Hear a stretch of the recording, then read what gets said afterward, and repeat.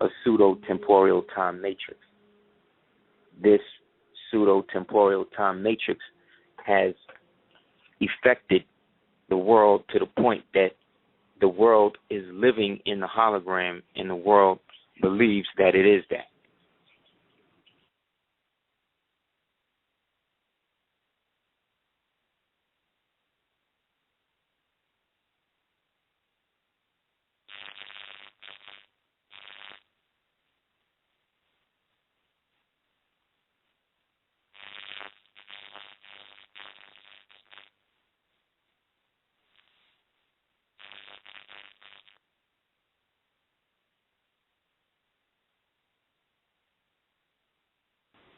One, two, 1, 2.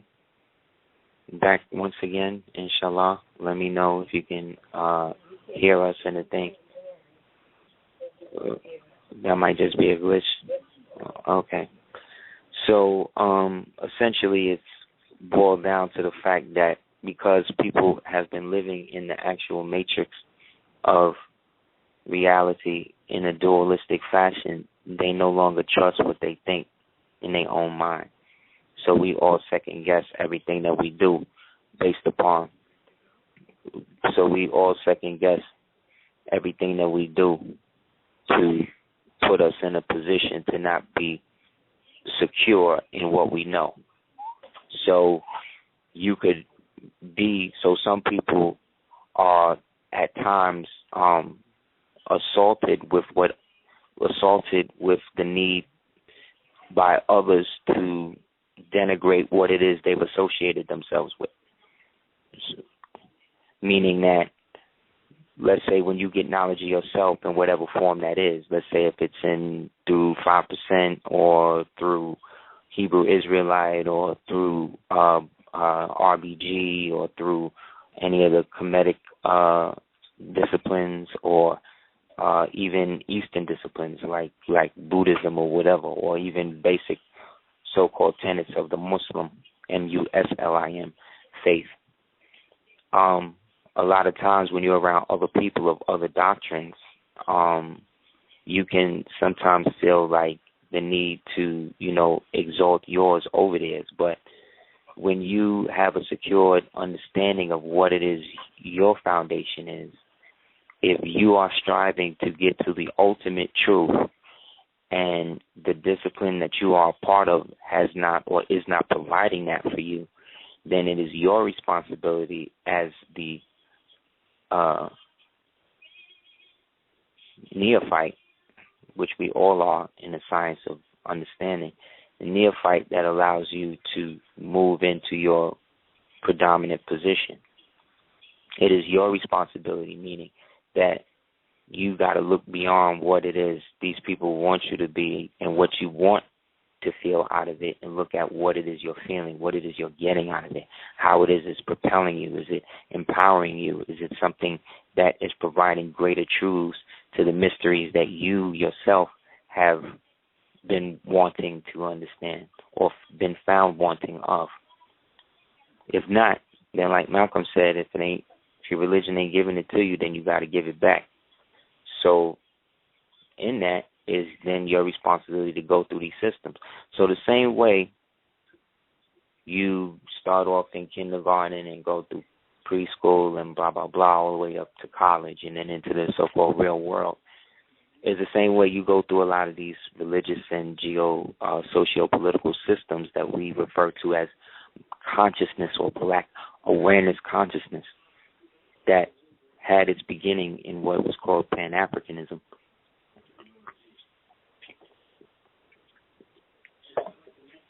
Which was a mode for those, which was really, if we really want to keep it real, it was also really a means for people who, original people who wanted to get out of the colonial situation, who are under the jurisdiction of the British and the French and these people and the Belgians who was doing all this crazy stuff to them over there. By embracing Pan-Africanism, it allowed them the ability to move from place to place and specifically come over here by using the whole or agreeing to uphold the whole slavery story in that way. So this made it a channel for those who knew better to be able to use the whole, oh, well, slaves from Africa, we was down with that, but now we're trying to get all of us back together. This gives them a greater reason or whatever to get out of the colonial and the brutality that they may have been facing in their own country, not only by the colonial powers, but by the warlords that these colonial powers embedded in the country. Like a lot of times, just like in the hood, like here in America, right? Here in America, when you become somewhat affluent, you move out of the hood. You move to a so-called other neighborhood. But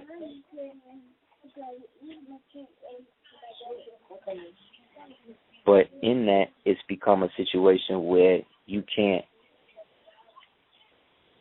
really come back, or you can't really, a lot of people don't really go back to the hood and do that. Like they do when it comes to like videos, you know what I'm saying?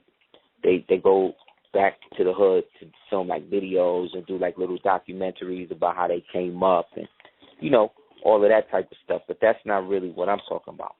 In terms of long-term infrastructure, build up, stuff like that, they don't do that. Like, for instance, everybody know, I don't know if anybody was into reggaeton back in the days, but there was a big dude in that called Daddy Yankee. This dude, Daddy Yankee, who was from Borican, which is Puerto Rico, went in and with his earnings bought a whole block and got everybody out there. Well, this is the story. And got everybody out there they own, rent stabilized joint, like the whole block. So could you imagine Jay-Z going in and trying to buy Marcy or try to buy something like that? They would laugh at that nigga. They'd be like, nah, you can't do that. Because you got to understand, Lafayette Gardens over there in Brooklyn and all that, the Ingersoll houses, that's owned by an old Jewish family connected to Rothschild. You understand, the Ingersolls. So a lot of these so-called projects that was built back in the days were actually initially built on the pogrom systems that were functioning out of old Germany when they started setting up what they call the after the night after they started actually attacking them and locking them up and stuff. So as a Muslim, a Moor who understands that he or she in some ways are the ancient forefathers of all of these different disciplines. We're now put in a more prestigious position. You know what I'm saying? Because not all Moors understand or can build on how the Moorish Science Temple is a theocratic aristocracy. They don't really understand how deep the eel in the bay really is. You know what I mean? And how biblical that works in congruency to our overall outlook as the torchbearers of humanity.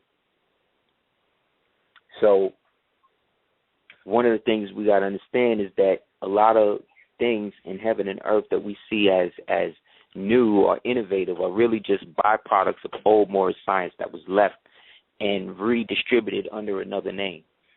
So when you say the of the Chaldees, you're talking about the Moors. When you talk about the Elamites, you're talking about the Moors. When you talk about the Fomorians, you're talking about the Moors. When you talk about the Carthaginians, you're talking about the Moors. You're talking about any ancient, the Axumites, you're talking about the Moors. You see? But again, just like all of us don't live in the same place now, we all didn't live in the same place then. But according to the Hopi prophecy, we are the ones that actually finished the journey, the ones who actually circumnavigated the goal. Write it out. Still we found it before that. Yeah. So that has become, like I said, the unifying factor behind a lot of things that have been going down, is that we really don't understand time.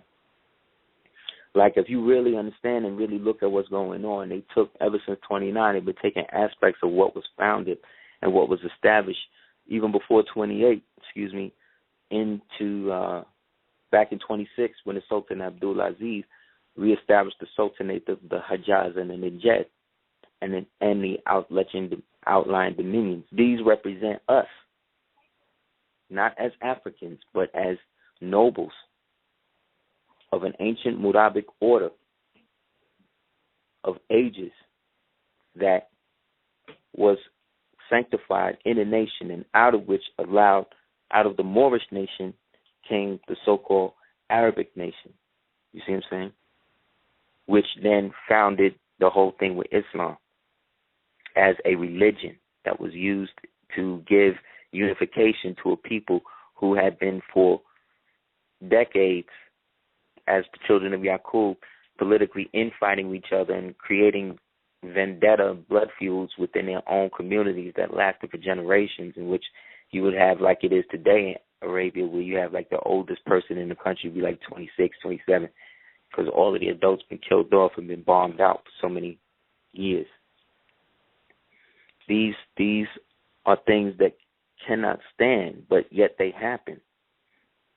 And it seems that no matter what anybody does, the overall tendency of the so-called United States posture in the world continues to be almost a foreboding shadow on the progression of all humanity, while showing a face of universal acceptance and equality of all people. As I opened the show, I was telling you about the tenets of the taxonomy with love, truth, peace, freedom, art, peace, freedom, justice, and equality. You know what I'm saying? But if you really think about it, if you really, really do the knowledge and think about it, each one of those movements were co-opted and were created in an overall movement that the United States used to bring more people into it. You had the love movement in the 60s, right, which is what ushered in the actual AIDS era, the era of the plagues, of the great, venereal disease and plagues.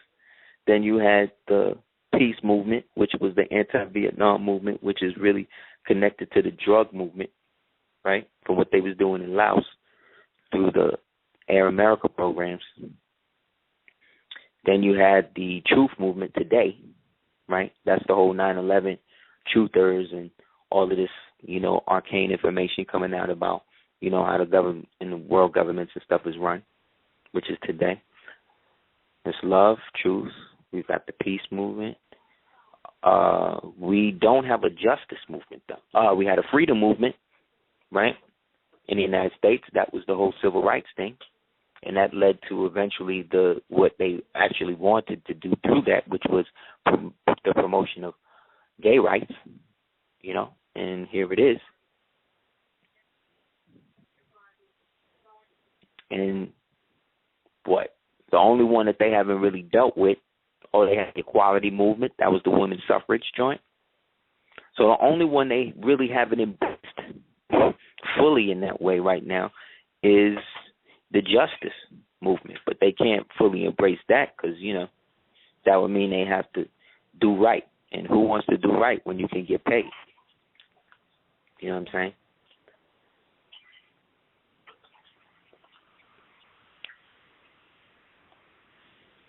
The bottom line has always been the bottom line, It's always about the money and the occupancy, you know what I mean, of who's going to sit in the seat.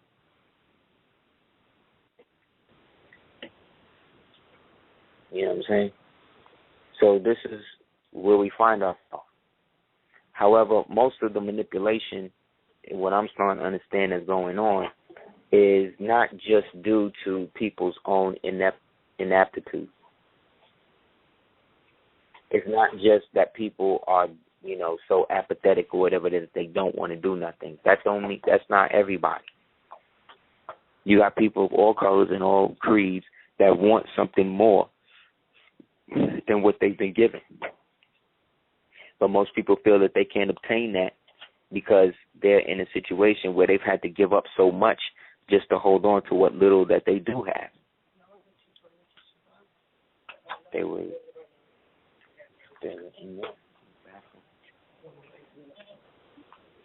So, like I said, this becomes the universal pattern that disassociates people from being able to have faith that there is an alternative to what we have all come to accept as the so-called corporate U.S. And this corporate U.S. that has put itself on such a spiral, it has absolved the overall function of its purpose, which was to provide for the common defense and the liberty of all. For a play-by-play of it, you can get the book, if you can find it, Fall of America. Somebody told by the Honorable Elijah Muhammad. Somebody else told me that book that I talked about on the air a while ago, The Forgotten Cause of the Civil War by James A. Pinzard, was at one time a certain amount of money. Now some people are trying to sell it.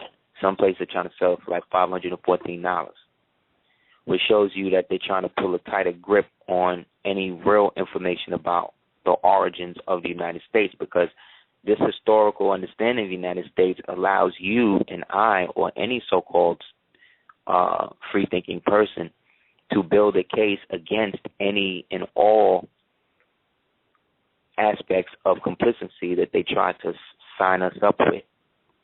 Because once you know how and when and what the corporation truly functions under, you know that that's not you. So there's no way that they can tie you to something that you're not. So for those people, they try to create other circumstances to bind them in by getting them to join up with certain groups and ideologies that promote an aggressive stance, an aggressive militaristic stance against an already over-aggressive, over-militaristic culture, which then breeds the whole idea, again, of it's okay to just wage war against your citizens and make people crazy.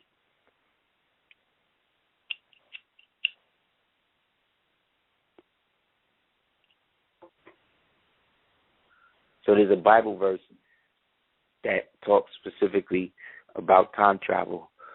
There's a couple of them. The Ecclesiastes 3:11 stands out a lot, and that says, He has made everything beautiful in its time. Also, He has put eternity into man's heart, yet so that he cannot find out what God has done from the beginning to the end. Now, Ecclesiastes,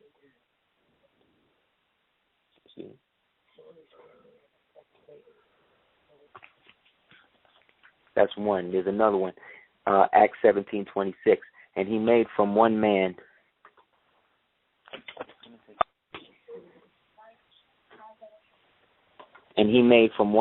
every nation of mankind to live on all the face of the earth, having determined allotted periods and the boundaries of their dwelling place.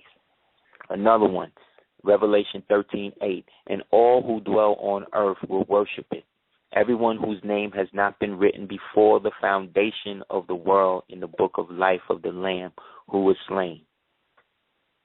Right? So another one, 1 Peter 1:20, chapter 1, verse 20. And He was foreknown before the foundation of the world, but was made manifest in the last times for the sake of you. All of this is an illusion to time travel as a universal concept and a structure of human condition. When you read the Hopi prophecies about us, per se, what you'll find is one in particular that talks about the true white brother. And the true white brother is he who was called Pahana or Pahana. He was also called, how do you say? He was also called, let me get the right pronunciation.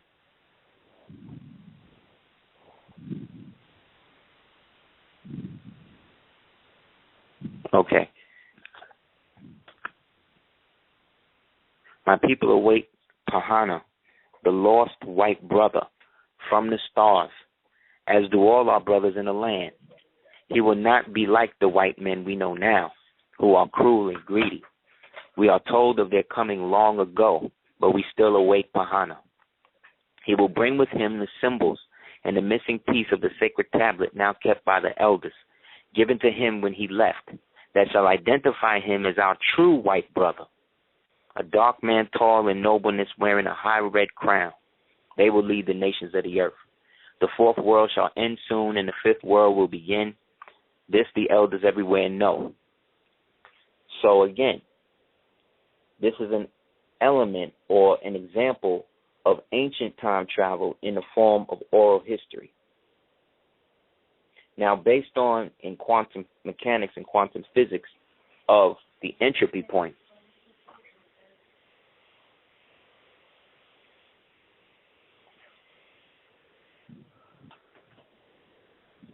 because of the concept of the so-called entropy or the entropy point, when a system or an energy pattern or energy field moves in a specific direction in space-time, it does not go in the traditional sense of going back or forth.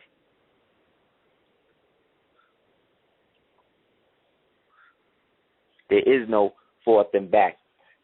So in higher concept, a higher dimension, in higher order. I'll do it. In higher dimension, in higher reality, you can't deal with direction.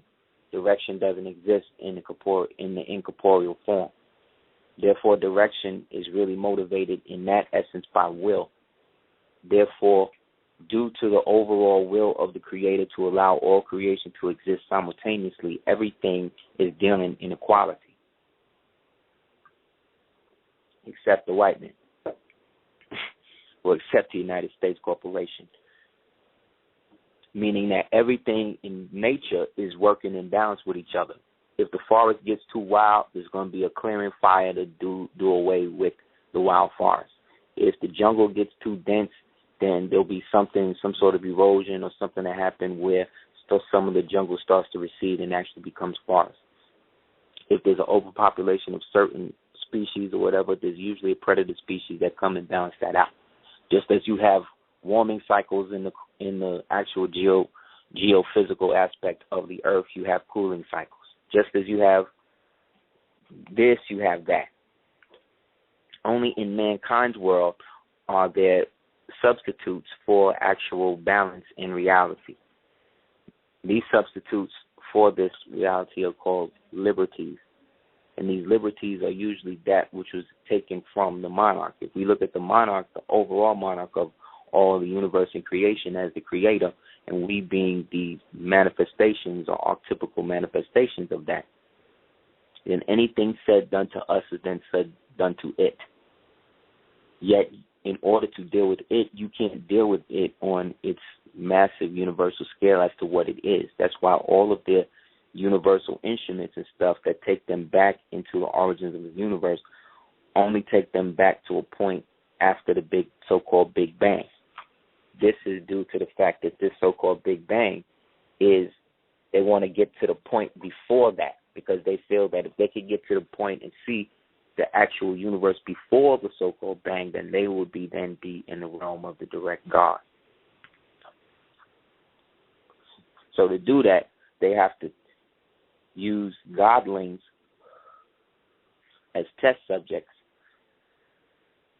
and variable instruments to see how far they can go and push this thing. So the true white brother, in my opinion, who is us today, the Eels and Bays, both declared and undeclared, are at a juncture point where being in unit is more important than being in unity. You can't have unity without being in unit. You know what I'm saying? It's like it all runs in tandem with itself.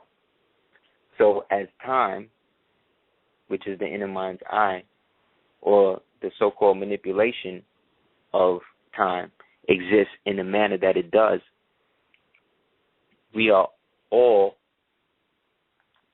remnants of something that already happened. We are remnants of events that have already taken place.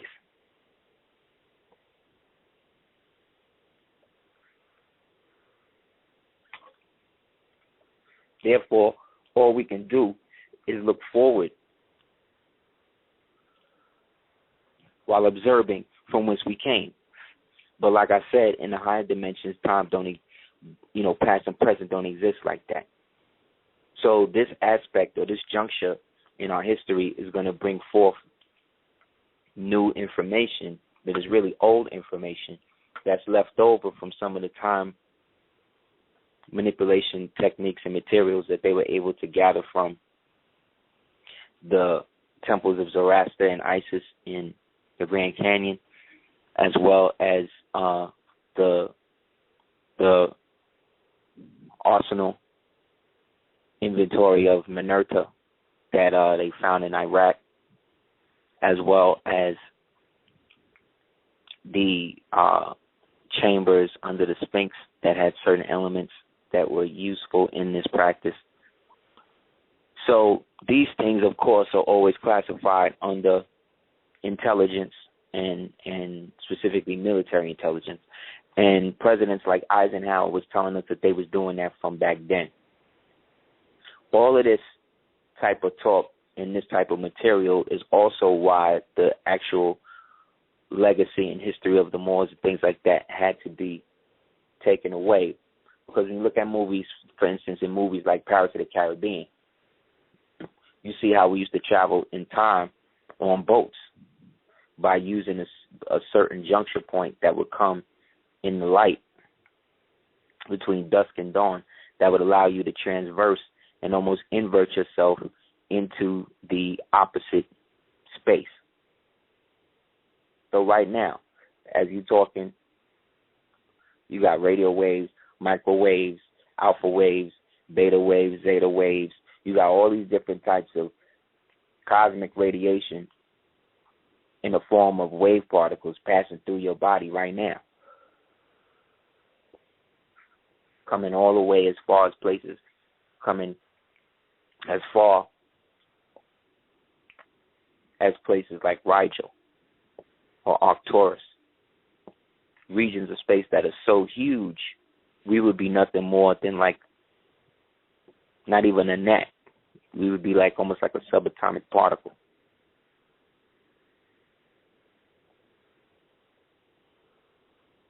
If we existed there in this form.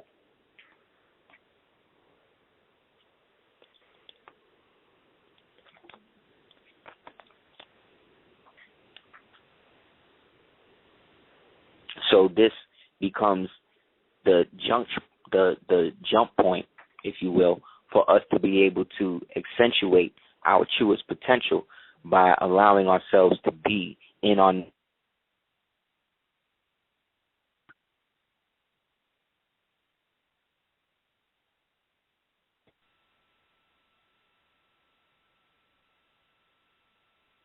back once again.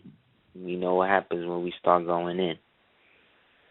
Like I said, all history is a form of time travel, and time manipulation is different from time manipulation. Time manipulation is the ability for certain people to use artificial technology to alter what they perceive past events to create the future. The problem with that, relative in terms of the aspect of entropy, is the fact that if you send somebody into the past, right, you have to understand the past does not exist as a place to go to. It's not like you can go in the past like you see in the movies. It's not like that. The past exists based upon vestigial memory. So the past comes into existence when you remember it. You understand? So when you remember the past is then that. So right now, if you think about your first bike, the first bike you had as a child, the minute I said that, there's a part of you that brought up the memory. Now that the memory is brought up, that represents the past event. Therefore, to go into that past event, you have to unlock the actual memory to open the fused space that is the so-called event. But what do you do when you have a past event that everybody remembers based upon the reconstructed history that we live under now?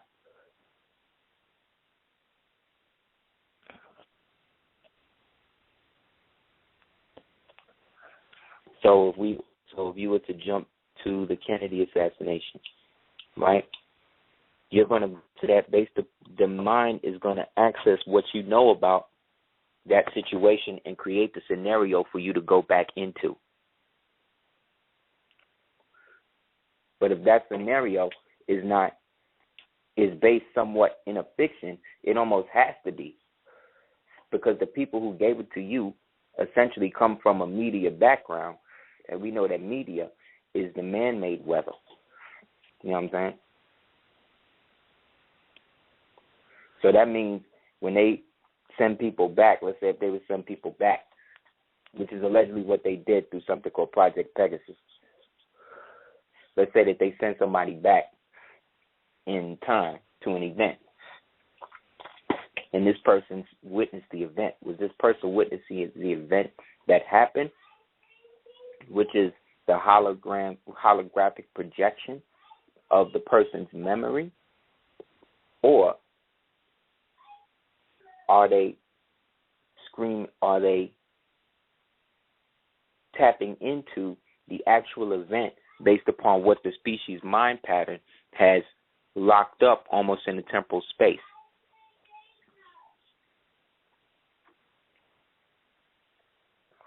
The actual event that has taken place is the event of is what moved you forward into the future. So you only have the word of people who have had the ability to manipulate imagery to then create a crop of people that they move this imagery and this reality through. So if you have a candidate in that project I spoke of earlier, they use children. And again, this is a CIA project. Project had a subroutine that of teleportation. So there was a place in Jersey, a place in California, a place in Chicago that they used to work through, and a place in Denver, I believe, that they used to do their work through.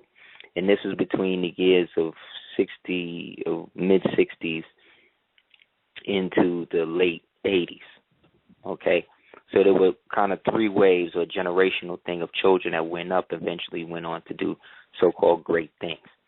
But again, this whole idea of the talented 10th that W.E. Du Bois was talking about is talking about elements of that thing. So when you see in these pictures now where they saying, oh, look at Nicolas Cage back when he was in the Civil War, he must be a vampire, something like that, it makes you wonder, it makes you look at things a little different if you open up your mind to the reality that there is something more going on to the reality, which is causing ripple effects, which then has allowed the actual time frame that we exist in right now to feel more unreal, to feel more fake. You understand? To not have anything last, to not see anything really of substance, to have the same stereotypical images regurgitated to you. And this is also why they can come up with dollar bills and stuff like that actually have these cataclysmic events on them, almost to puzzle you, perplex you as to why and how they're able to do this. These people must be in league with aliens and all this other type of stuff. Now, when we speak of aliens that these people are dealing with, we're also talking about the people who may or may not exist on the colony that they set up on Mars all those years ago, that they referred to as the Pegasian government, which may or may not be the military-industrial complex on Earth, which is the funding source of DARPA, which is what this whole regime and thing is under. So allegedly, the guy they calling the president now was a part of the program. There was another woman named Regina. What's her name? Regina Elvira. Yeah, Regina Elvira Dougal, black woman. She allegedly was in it, which is interesting because he appointed her to be the head of DARPA. That's a coincidence, right? So this thing that we're calling the United States, that we're referring to as an actual corporation, is also striving to create scenarios for it to malfunction and turn into some whole other pseudo event. So on Earth, instead of us looking into these aspects of deeper reality, right, we are caught up in the trivialities of the reality and trying to bait each other into giving up on each other's doctrine. Meanwhile, the puppeteers, the people that's involved in concealing the doctrine, are out of their own mouth telling you that they acknowledge the Moorish Empire and all of that. But the shit that these sovereign Moors is doing has nothing to do with the real way. But the real way is not Noble Jew Ali's way. The real way is the way that was set up by the people that he worked in concert with to bring about the reunification of the original man in his original title as representative of the two clan moiety, the Eels and Bays, both conjoined together in the god Baal or Baal, spoken of in the surahs as Al-Bayet or Al-El-Bayet, the house of the Bays and Eels, the Islamic or theocratic aristocracy, of which the only other entity that deals with that today also happens to have Morocco, is also a protectorate over Morocco, which is why the United States can't really blow nothing up over there and go crazy. They can only funnel information and things through. The doctrine. This is the aspect of black history that they don't want us to deal with, because this black history brings about international responsibility and calls upon each one of us to deal in the highest levels of governmental authority. Not governmental meaning that you are part of the United States government. You could never be a part. You can never be your own father. You know what I'm saying? So as we are the ones that allowed them a grace period to set up this thing, they are the ones who filched on the agreement. So it's not our responsibility to maintain their government or take responsibility for it. So when we continue and persist to use titles and words that use and tie us to them in a chattel form, like, okay, ask these people who are on the red, black, and green thing, so, okay, so what are we going to do? If the white man was gone today, what would you want to call this place? Red, black, and green land? Or, like what would it be? If the white man was gone tomorrow, we'd be in worse shape because these niggas is used to him paying their bills and telling them what to do and creating scenarios for them to entrap other niggas in. Niggas have become used to that. But this is not something that is insurmountable. This is not something that is so hospitable or so horrible in our development as beings that we can't rise above it. But we're not going to be able to rise above it while at the same time placating and supporting their images of what we are. That's never going to happen. You understand?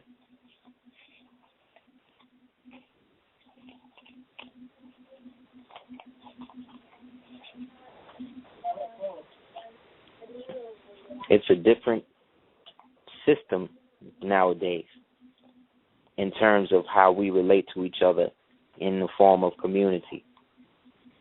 We, just like they exclude us from their thing to this day, is the same way you got to be just as exclusive with your own thing, man. Because if you're not, and I mean not only from them, but from your own people who think like them, who work for them. So there's one element of the government that is sworn to protect you based upon it knows your true designation. And once you take on that designation and you get into certain things and you're hooked up the right way, you have a chance. But taking the aggressive stance against these people at this point is going to get you jammed up. The only time you should be really demonstrating on these people, you shouldn't even be demonstrating on the low person. You got to demonstrate to the high dude. You automatically call for the watch commander, whoever that is, and build with him and just wait with them. They are being briefed on those people as we speak on who's real with this and who ain't. Now, this don't make you better than the original man who may be more learned than you and everything else. But you can't be a PhD and a scholar and all this other shit, and you rather have PhD at the end of your name than EL or BEY at the end of it. Something wrong. You dig what I'm saying? Especially when you start quoting and building on empires that was connected to the very Moorish empire that you saying don't exist or don't have no relevancy. Now, that sovereignty shit, that's one thing. I'm with you on that. You know what I mean? That's a diatribe created by people like Wilson Cox and these dudes.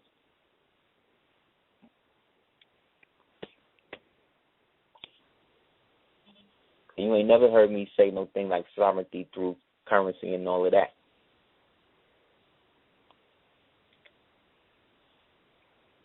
As they have fallen into such a deep default, these defaults is what led to the United States having a lower credit rating. You see what I'm saying? So a lot of these distractions that have been laid out in our community for people to deal with are just afterthoughts of fluctuations in the time stream that allows people to be consumed by it. Think about it. The most trivial thing that happens, people pay the most attention to. But the things that are the most horrific, people rather not think about. Think about that. So Miley Cyrus is the distraction used to take you away from the fact that they've already decided to go in on the Syria thing.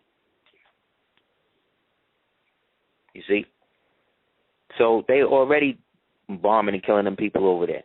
The president already put out what's really happening. You got to watch shit like Al Jazeera and all of that. You can't be watching American news. You can watch BBC sometimes, but you got to get the foreign wires to get the real skinny on that. Look at the fluff job they're about to create with your man Mendek, a.k.a. Mendek the liar, a.k.a. Mr. WikiLeaks. The nigga that looked like Zorn from View to a Kill. The dude, what's his name? Victor Assange, right? He's Mendek, the liar, but then you've got this dude Snowden, whose code name was Zendek, right? According to some of the wires and stuff. So this whole spy versus spy sequel squirrel shit that these dudes been rocking and flipping on the global population has now reached such a proportion that they're divided within themselves because they're trying to split their royalties between two masters. But remember, these Martian U.S. colony people have a stake in it too.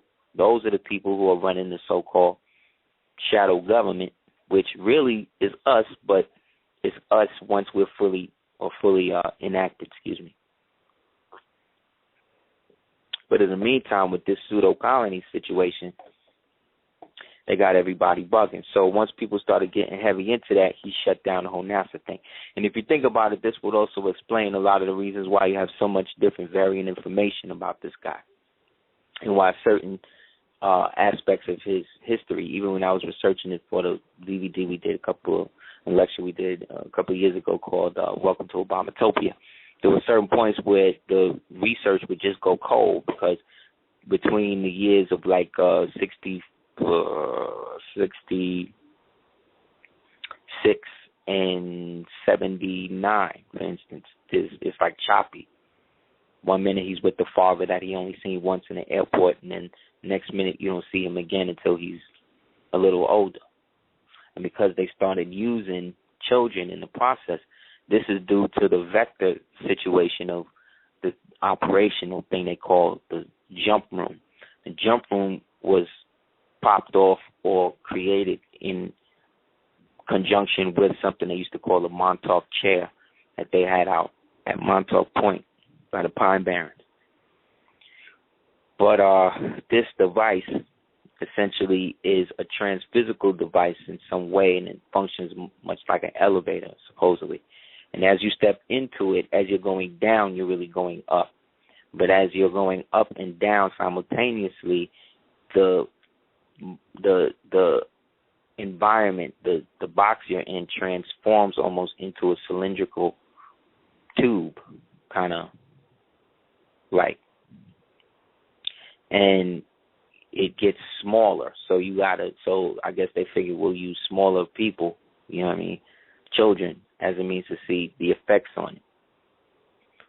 So because this is some instantaneous travel type thing, it made me think of Dune, the movie Dune, and the whole idea of them living on Mars. Dune kind of represented Mars to me, their whole first space exploration thing. But due to a lot of the predators and stuff like that, a lot of them don't survive. So allegedly they got a couple of civilizations up there in that are under U.S. jurisdiction. So due to, again, the ability to use this teleportation devices through the collective memory that they have already set up through the reconstructional period in history. Remember, they reconstructed all of world history between 1865 and 1899. Everything was totally refixed and pocketed and minused and all of that. So everything that we're getting from them is really what they want us to know about what happened and not what happened. So when you can come up with that's why anybody can come up with varying documents to refute anybody's claim about anything. That's how confusing, that's Babylon. That's a mystery system. That's why ill is the man who tries to prove he is right to those who are perpetually wrong. You can't be a good guy in a bad situation, so you can't work with everybody when you have integrity. You understand? You cannot, because everybody don't have that. So when you work with somebody who don't, you're making a conscious decision to work with somebody that you know don't have the best interests of the temple in mind. Therefore, you enter at your own risk. But that is still a divine choice that you make, and based upon your determination and the intent of the enterprise, it can still turn out positive for you. But you can't keep pressing your luck and sleeping with them lions smelling like meat. You know what I'm saying?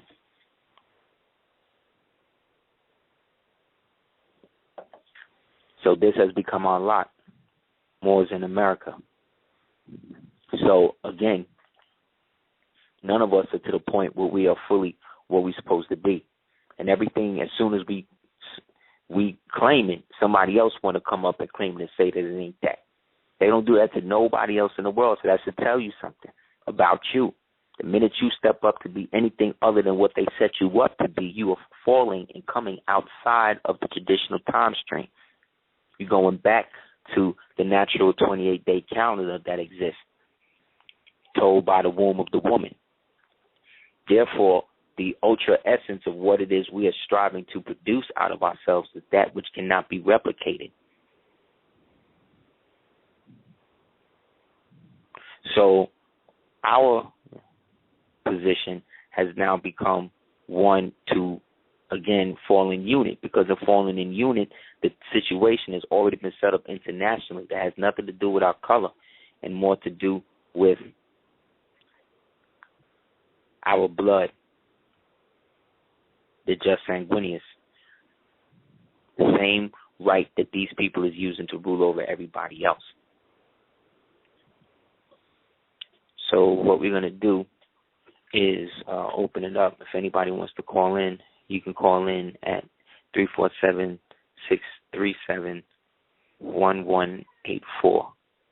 It's 347-637-1184. So like I said, these verses in the Bible, there's a lot of them when you are looking at it in that perspective. So based on us being the true white brother who comes from the Great Spirit, according to the Hopis, the survivors of the Great Deluge thousands of years ago split up into 4 groups that moved to the south, the east, and the west. The north, south, east, and west. But only one group completed their journey. That was the Manassas. That was us, the ancient Canaanites, the Moors, the pre-antediluvians, the ancient sea kings of Mare, M-A-R-E, which means sea, to the North Pole and back under the guidance of a brilliant star, same 5-pointed star you see on your flag, in which the Great Spirit Maasau, M-A-A-S-A-U, traveled, right? The Moors. When he landed, he drew the petroglyph on the second mesa, showing a maiden with the traditional butterfly hair arrangement. The butterfly hair arrangement was the Hopi bun hairstyle that you see Princess Leia wears. 2 buns on the side. That's a Hopi princess adornment in the form of how they wore it. And the Hopi will fly to other planets in ships without wings. The Hopi prophecy would tell us that there would be a mass migration of Indians from Mexico, Central and South America. And that's true. They fighting to come up here. They fighting to get it. You dig? Because they about.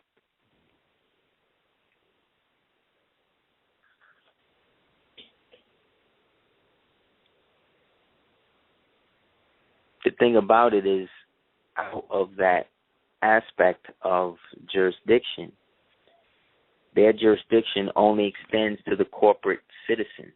That's why certain people they don't have jurisdiction over. That's why you don't see Chinese people in jail like that. Because the Chinese government don't export its nationals. They don't extradite no nationals for nothing.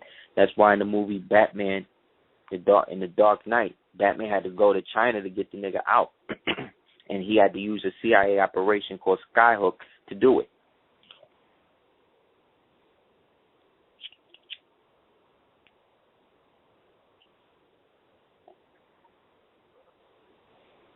So when you remember the past, your memory is the catalyst for your time machine, which is your pineal gland, to project an aspect of yourself into that pseudo-memory to produce the holographic image that becomes the actual image that you call the memory.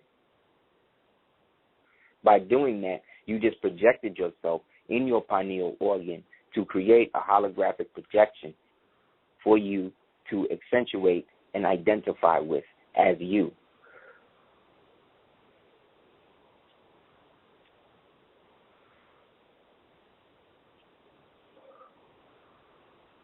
that holographic projection has a multidimensional way of viewership, because you are able and a part of the grand creator to be outside of the general creation. So those of us that have the eminence of that which created the Big Bang can go back before the Big Bang. Those who do not cannot.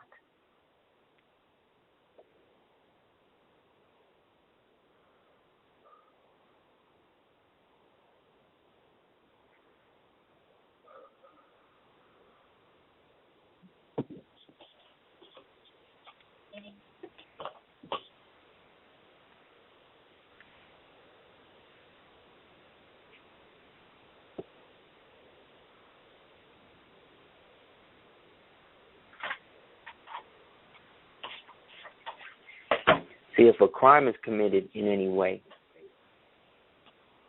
in their state, they can't facilitate the removal of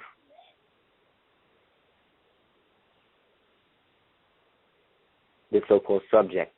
But if the subject is coming from a different jurisdiction, they have to hand the subject over to the associated jurisdiction.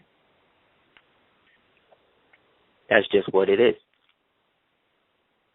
So so-called police officers shouldn't have to deal with people who they're not supposed to deal with, basically, because that is above what they say, as they say, your pay grade. While police officers are obliged under international and customary law and treaty law to recognize the immunity of the envoy, they must not ignore or condone the commission of the crime. You see what I'm saying?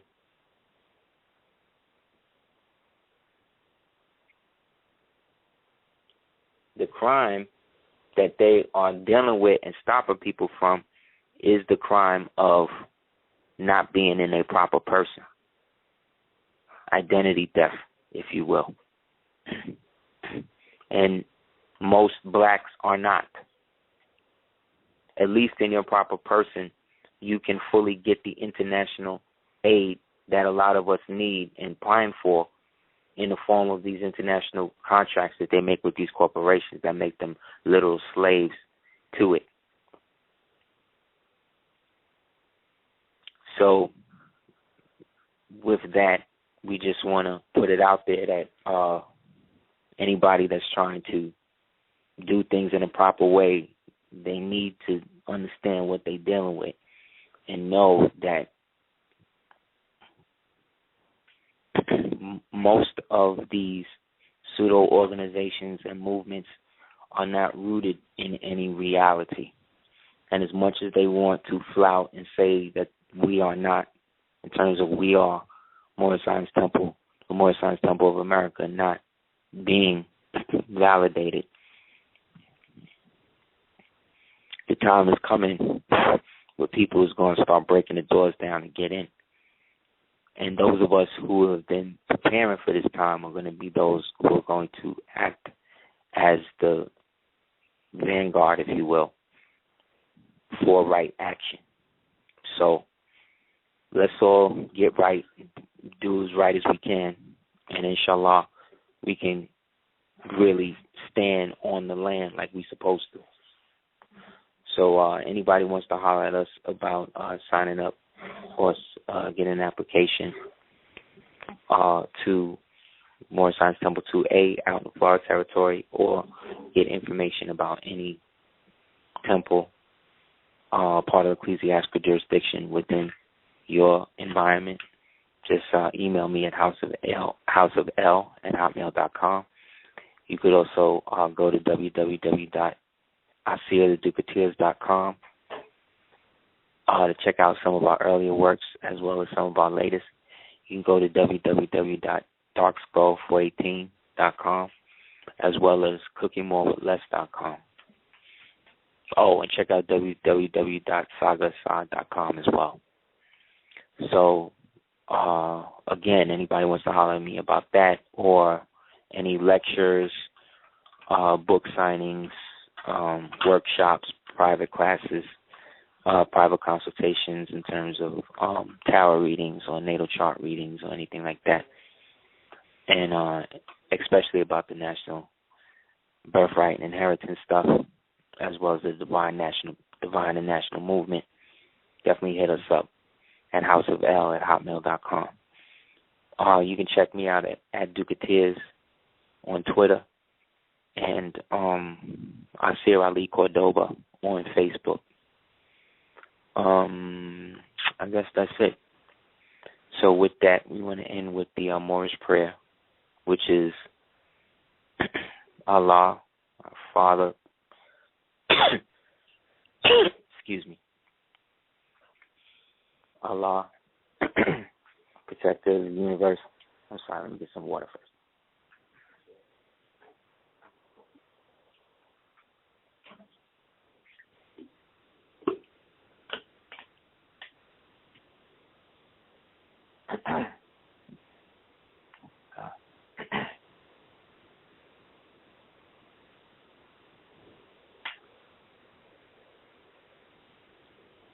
Oh, wait, let me check if anybody on the thing.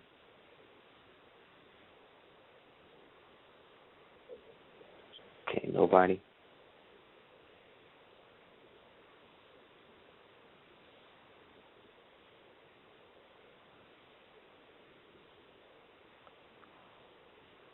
Oh, wait, we do have one. I'm sorry.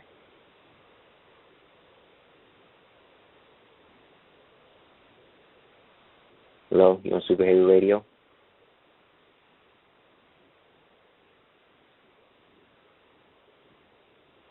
Hello, hello?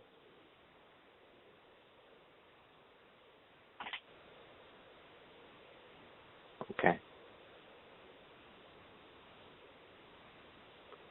972, you're on Super Heru Radio? Okay, Brother Aseer, this is David Woods. I'm calling from, yes, sir, peace. I just wanted to comment that I love your show. I'm calling from Texas. Yes, sir. Calling from Dallas area. And I just wanted to tell you that you're doing incredible work, man. Thank you, brother. I really appreciate it, man. For real. For real. You know, and I appreciate you calling in and letting me know, because it really helps. Let us know that people are listening, you know. Yes, sir. And I just wanted to make that comment. I love the show. Can't wait till Monday to come. Indeed. Thank you, Sam. Inshallah, so long as they don't, tap us out like they do sometimes, we'll be here, until we get something else, which will be coming soon. So thank you again for tuning in, man. Love and light to you. Yes, sir. Yes, sir. Thank you. Peace.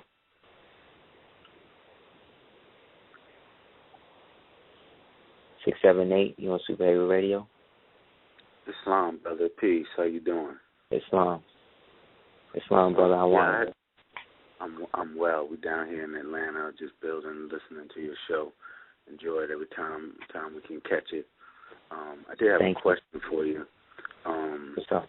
I think it was last week, or there was some time before the show was cutting out, and you were breaking down how the different movements would come in, and then they would get broken up, and then they would like almost turn into the different sects, like how you got Islam. Right. It's not supposed to be no sects in Islam, but like you with the Nation of Islam, and then they broke up into different groups, and then Christianity got its different sects, and even in the Moorish Science Temple now we got different factions, different groups, and this and that. And now, me personally, I feel like that's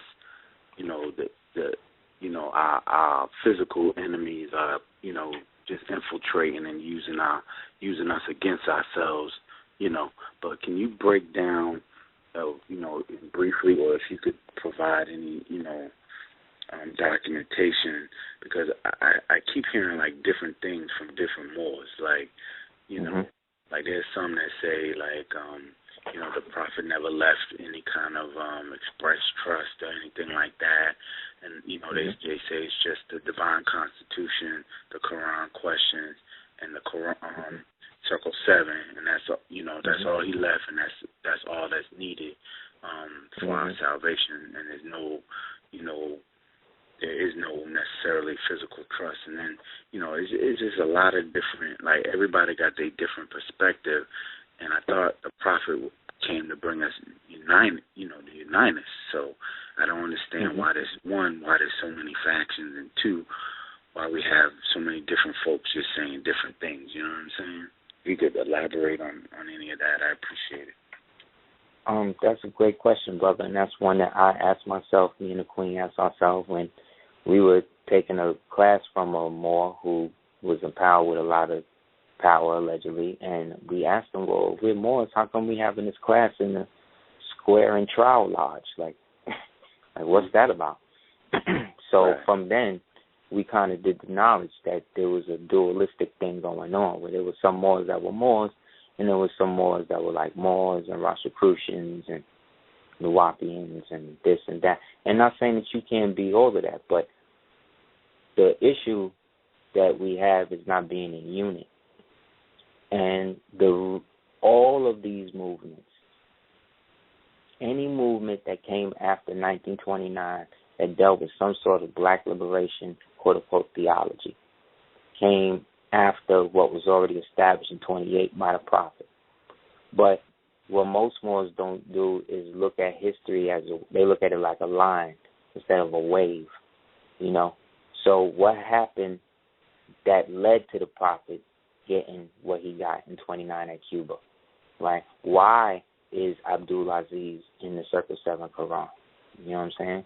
Why is the Elan Bey, which is a title of nobility, not being properly understood by those who are supposed to understand it? And in my understanding, in my opinion, it's because of what happened in 29 in terms of the sellouts. There's a book called The Brighter Light. And in the book it says, C.M. Bey approached the 12 men who were left responsible for the Moorish Science Temple and the National Chapter after the death of Noble Jew Ali. The 12 men, Noble Jew Ali's personal adept chamber, were offered as a whole $40,000 to cease with the original teachings and history of the philosophy of Noble Jew Ali, which again is the divine and national movement. They offered, was accepted, and the main adept chamber did disband. This occurred around the year 1929, the year of the Great Sellout, which was also why they call it the year of the Great Depression. You see what I'm saying? Because you can't oppress a people. You can only depress them. You see what I'm saying? To oppress means that you would be lifting them up. You know what I mean? And that's one of the misconceptions of these black movements. They don't understand what these words mean. So these sellouts were able to then get sanctions to set up their own movements. And this is where the Christian preacher and the Father Divine and the Daddy Grace and these type of people were able to come, in the Honorable Elijah Muhammad and David Ford Eel, who became Master Farad Muhammad, also known as Wali Fard. That's why they have all of these different identities and all these different nomenclatures that put them in a mystery position. So that way you never know. But this is where, like I said, the time travel and all this other type of stuff come in, because a lot of these dudes who took all of this bread, like take C. Kirkman Bey, for instance. Mm-hmm. He is listed as the Grand Advisor. Mm-hmm. But he's also listed as Colonel Kirkman, right, which is an army term. Right. When you look at his list of service, being able to speak High German, he was connected to Hoover, who was the Shriner, and more, because he was black,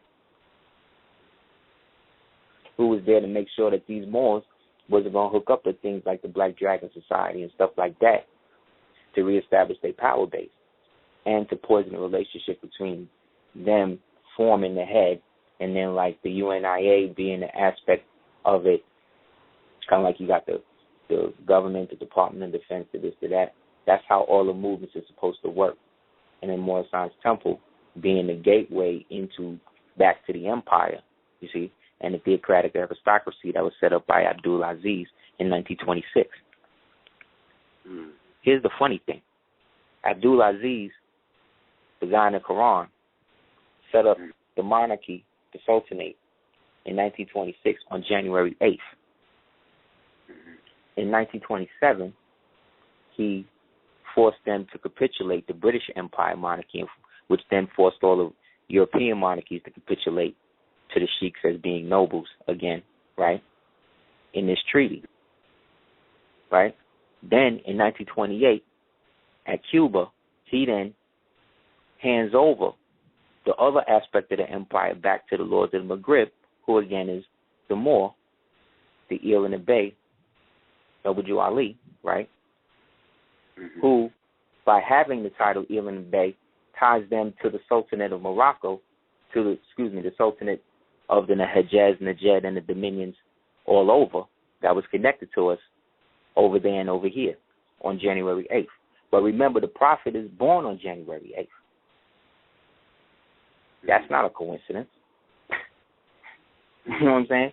He set up the thing on January 8th and then gave it to somebody who was born on January 8th. 8 and 8 is 16. That's knowledge equality, which is God. You see what I'm saying? Then in 1929, then he creates the vast estate for us as beneficiaries of which. But then for it to be fully activated, he has to leave form. Think about it. He said we are members of his family, which makes us beneficiaries of his estate, right? So in order for you to show verification of that estate, what you got to present? A death certificate. Right. That has the same family name and affiliation connected to it. You see what I'm saying? Martin Luther King ain't do that for the Student Nonviolent Congress Committee. Malcolm X ain't do that for the Muslim March Incorporated. Nobody left an estate. You know what I'm saying? But him. But due to this aspect of collusion with these Moors who took the money, they were the backbone for them to be bonded within the town to tempt the Boule, for them to be able to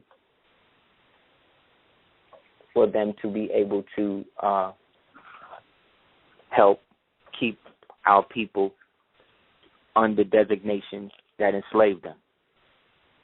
So whereas Moorish science became the pinnacle of that, where they had to create lampoon shows like Amos and Andy, you see what I'm saying, and Laurel and Hardy, where you see these people wearing fezzes getting kicked in the head and smacked up and stuff like that, you see what I'm saying, to detract what the man was really doing. This man is meeting with dignitaries of foreign nations, getting granted titles of nobility from Queen Elizabeth and all of that, setting up Canaanite temple. All of this is happening while we're supposed to be totally Negroes and all of that. So where's that history? You see what I'm saying? That history suppressed sleep in 1929. And when they started to wake up around the 80s, that's when the Patriots sicked the whole UCC shit, sovereignty shit in the movement. And the niggas got hooked on that. And then that's when the spirituality started to come back. But the spirituality wasn't grafted in. It was grafted in terms of doing rituals, where you had people promoting doing stuff like that. But it wasn't grounded in doing rituals to actually produce things for the overall people. It was meant to produce things for the individual practitioner. And that's why, you know what I mean, it evolved. Then all of that got merged into this whole new, you know, revolutionary, corporate, you know, sovereign, you know what I'm saying, sexual hodgepodge of whatever, you know what I'm saying, to fully, again, move us away from the whole thing. So everybody, I think, is to blame. Like, if you want to find somebody to blame, just go to a rally and throw a rock. But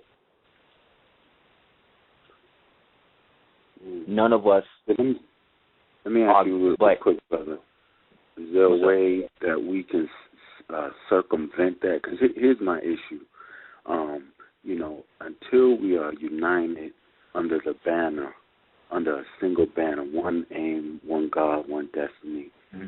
You know, none of that is going to matter. And I do, you know, at some point, yeah, you will need to expose the sellouts and root them out. Me personally, I think, you know, heads should roll for that, but, you know, we don't have time right now, I think, to address that. I would prefer that, because there's a lot of people that's coming into the movement, and it's needed. It's not as if this is something, it's like, to me, this is not like a game. Like, this is it's real. That's serious. Like, our people are we dying out here, man. And literally, you know, it's a shame when we have a movement and something that's so powerful. I remember this, like, learning about this when I was young. I was just too young to really grasp it and understand it. But when I heard it, it just clicked. It made sense. And then as I got older, I came back to it because, you know, you return to the things that you're supposed to return to. Right. Exactly. So, but what gets me is that I don't understand how. I just feel like we have to find ways in which that we can navigate and isolate these individuals who are out here selling out. But if we don't have a firm foundation, there's no way for us to shake, you know, to shake the tares from the wheat. You know what I'm saying? It's like we all mix up together, and until we're able to figure, like, you know, like the Bible say, you know, in the last days, you know, the law would separate the tares from the wheat. You know what I'm saying? And that's what we got now. What would you say is some of the things? I mean, is it more studying the Quran, or, like, I see you have a lot of information on the history of that, which I don't have, and which, like, the more that I'm dealing with, I don't think they have either. So I'm trying to get to that level. So, because I don't want to get caught up in the schism game and the sellout game. It's crazy. I want my steps cut correctly. You understand what I'm saying? So which is what I think everybody should want coming into it. Is just like you said, you know, it's a lot of distractions, which is what I was saying. So, like I said, the time manipulation is from the time that you first heard about it to when you actually started to activate on it, which is where you at now. So what is happening now is that you have affixed yourself to an idea. That idea now has become a reality. That reality has to be supported by data. So that data creates the holographic reality that you want to project yourself into. So the way to do that is to focus on the tenets that of all of the stuff. In my opinion, the Moorally Science Temple has the most consistent doctrine of everything else. So there is the divine bylaws, the Constitution, and all of that. So love, truth, peace, freedom, and justice, which is the tenements of a true isonomy, is what positive law or jurisprudence is.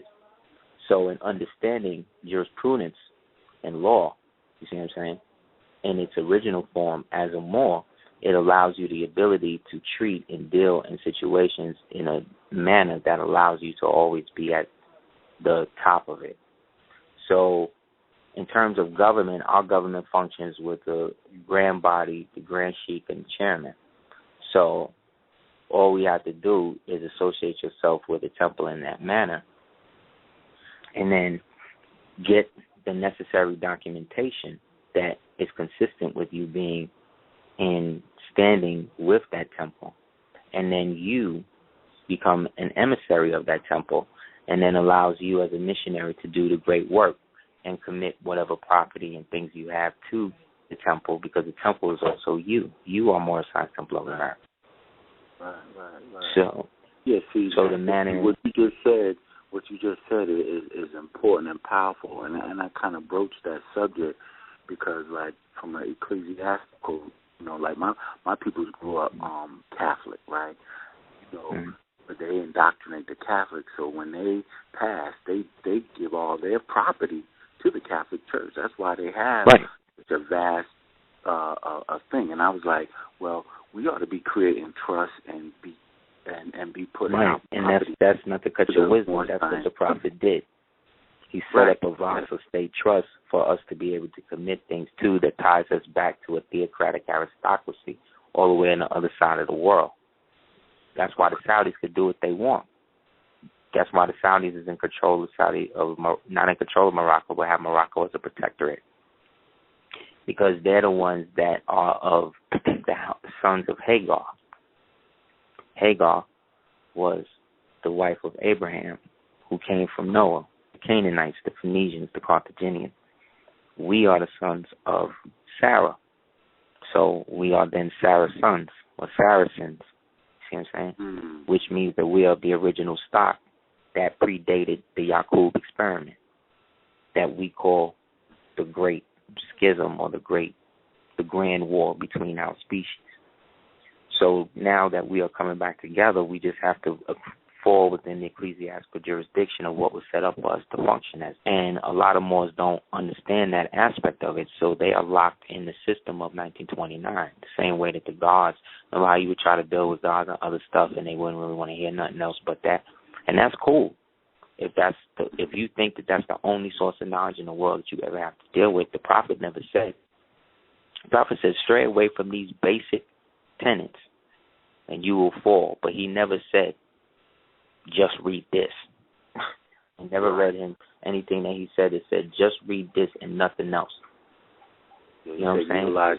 He said, leave it to me and you'll own it forever.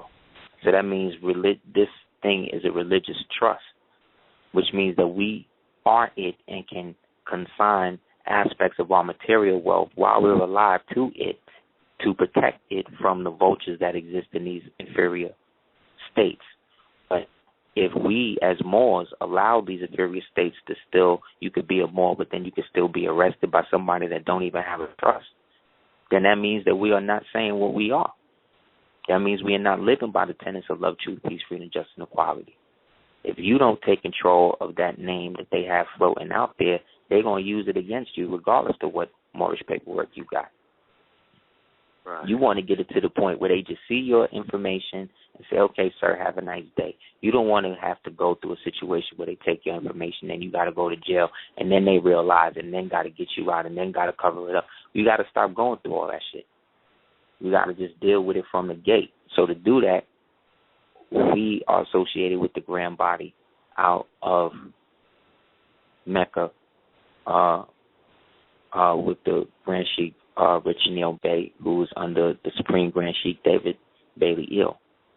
You know what I'm saying? So this, our temple out here, 2A, is dedicated to bringing temples into the realm of where they need to be, in our opinion, in terms of being active consuls or consulates for our people to be able to treat with and have some sort of sanctuary and basis to do the work that we're supposed to do and have a means to provide for ourselves, our own businesses and all of that, and not just being Moors that work at IBM here, but then on Fridays we go to temple. Like, nah, that's what the Jews and them do. You know what I'm saying? We got to do what we do, and what we do is we do this every day. You know what I'm saying? Ain't a day that we ain't doing it. So, now, brother, I'm sorry to cut your wisdom, brother, but we got to cut it out. I appreciate that. Indeed. I do appreciate you taking the time to answer my questions, though. No doubt. The wife and family, man. Peace.